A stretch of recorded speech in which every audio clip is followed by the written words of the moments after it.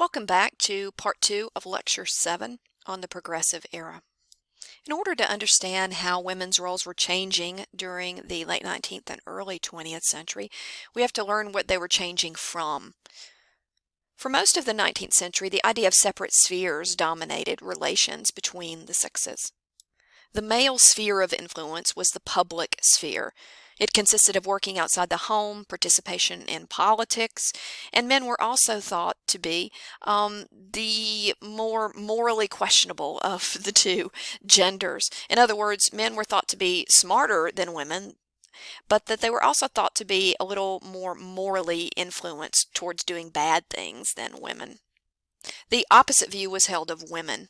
Women were viewed as being intellectually inferior to men as well as physically inferior, yet they were thought to be the moral guardians of the home, that they were the more pious of the two sexes. As a result, the woman's sphere of influence was the private sphere, centered around the home. Middle-class respectable women were expected to stay at home and be loyal housewives and nurturing mothers above all else. And there's some fairly wacky pseudoscience going on in the 19th century in which physicians and doctors looked at women versus men physically and just determined that women's brains were smaller than men's brains, so that must account for their intellectual deficit.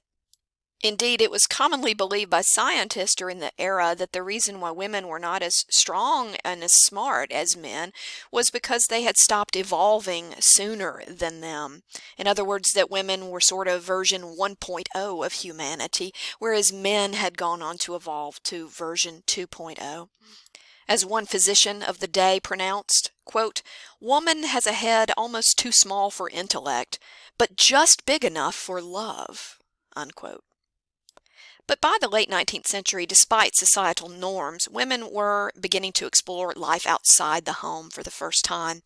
Educated middle-class women who had attended universities such as Oberlin College and Vassar began to chafe at the societal bonds which required them to forfeit their own happiness and instead submit to a life of service to their husbands and families. Women, after all, were making great strides in their education. For example, in 1877, Helen McGill became the first woman in the United States to earn her PhD. And by 1880, women comprised 80% of all elementary school educators, and by 1910 made up 39% of all collegiate undergraduate students. It was rapidly turning into the era of the so-called new woman.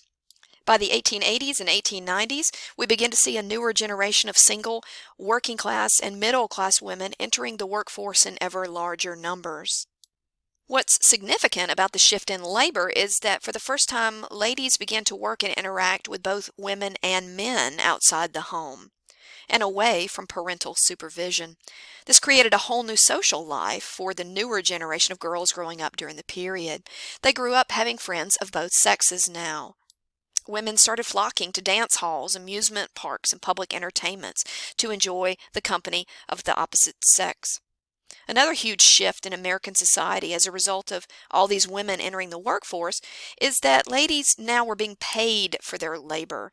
This meant that for the first time they had steady incomes and could spend their paycheck as they saw fit, traveling, purchasing clothes and luxury items, going to bars and dance halls.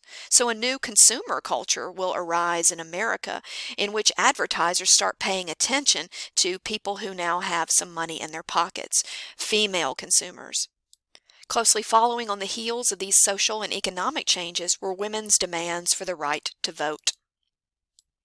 The suffrage movement gained momentum through the latter half of the 19th century as several rival organizations joined, and ultimately figures like Susan B. Anthony came to speak out on behalf of women gaining the right to vote.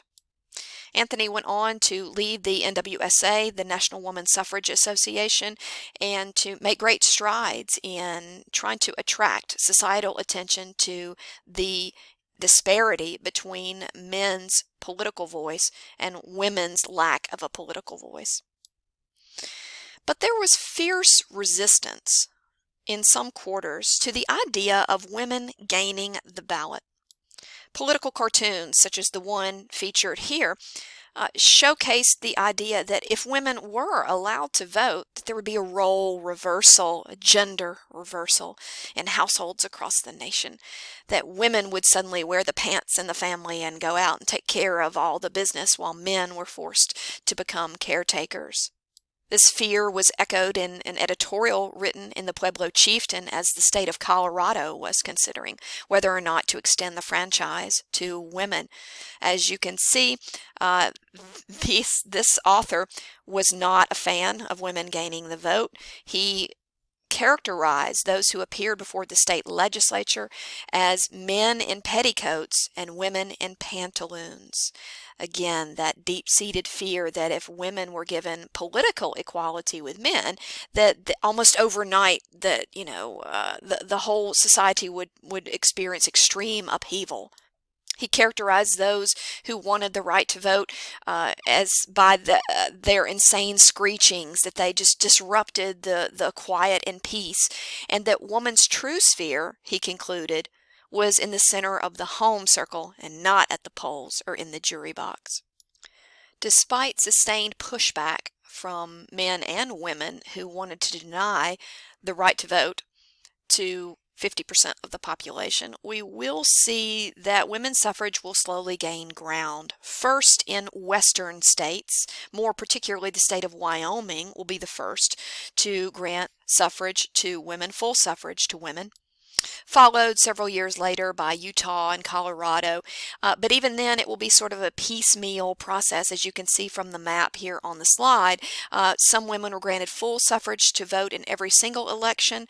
Others were only allowed to vote in local or just school elections. In some states, more particularly throughout the Deep South, didn't allow women to vote, period. That is, until we see the passage of a new constitutional amendment.